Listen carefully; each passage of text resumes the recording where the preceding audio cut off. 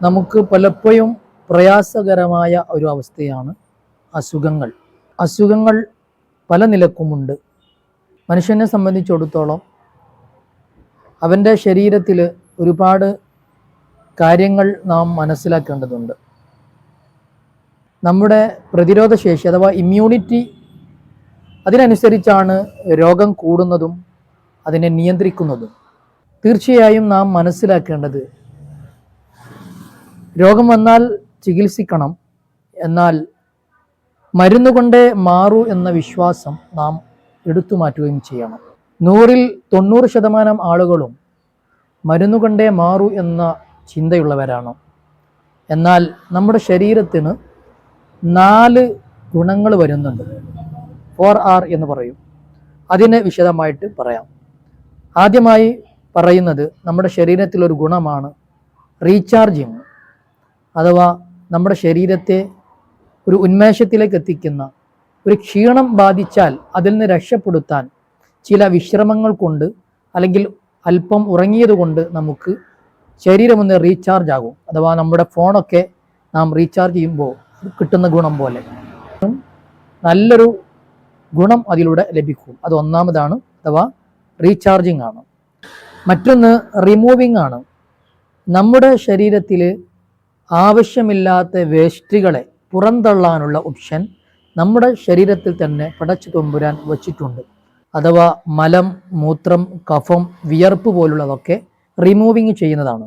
അതുപോലെ തന്നെ സ്ത്രീകളിൽ ഉണ്ടാകുന്ന മെൻസസ്, ഇതും നമ്മുടെ ശരീരത്തിലുള്ള വേസ്റ്റാകുന്ന രക്തത്തെ പുറന്തള്ളാനുള്ള ഒരു ഓപ്ഷനാണ്.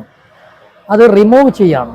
കാരണം നമ്മുടെ ശരീരത്തിൽ വേസ്റ്റുകൾ അടങ്ങിക്കൂടിയാൽ രോഗം ഉണ്ടാകുമെന്ന് തീർച്ചയാണ്. അപ്പം നമ്മുടെ ശരീരത്തിലെ വേസ്റ്റിനെ പുറന്തള്ളാൻ ഒന്നെങ്കിൽ ചുമ ഉണ്ടാകും, തുമ്മലുണ്ടാകും, അതുപോലെ തന്നെ വിയർപ്പ്, ധാരാളമായി വിയർപ്പ് പുറന്തള്ളുന്നതൊക്കെ പേടിക്കാനുള്ള കാര്യമല്ല.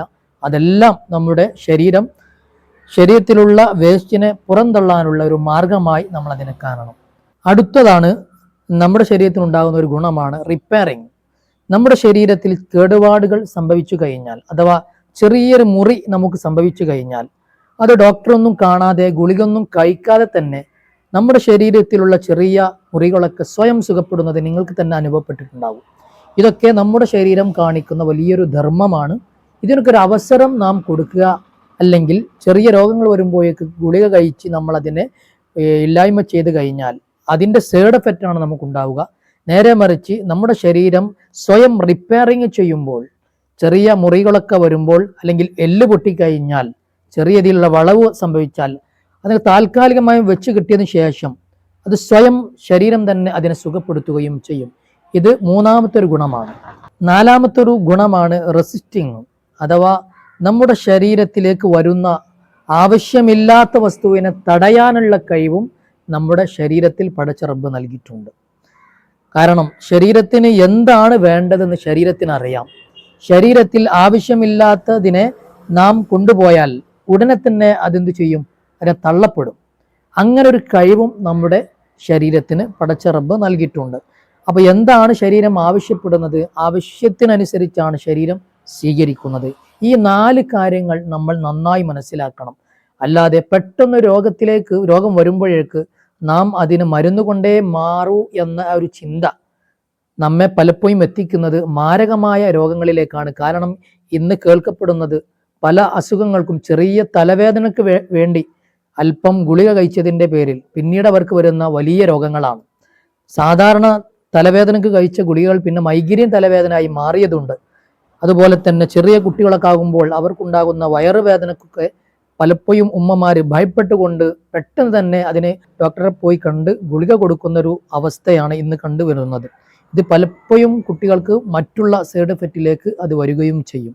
അപ്പോൾ നാം മനസ്സിലാക്കേണ്ടത്, നമ്മുടെ ശരീരത്തെക്കുറിച്ച് നമ്മൾ നന്നായി ഈ 4 കാര്യങ്ങൾ പറഞ്ഞത് നന്നായിട്ട് മനസ്സിലാക്കിയാൽ നമുക്ക് കുറഞ്ഞ ദിവസങ്ങൾ കൊണ്ട് തന്നെ ചെറിയ പനിയോ തലവേദനയോ വയറുവേദനയൊക്കെ വരുമ്പോഴേക്ക് കുറഞ്ഞ സമയം കൊണ്ട് തന്നെ മാറ്റം വരുന്നുണ്ടോ ഇല്ലേ എന്നൊന്ന് ട്രൈ ചെയ്യണം.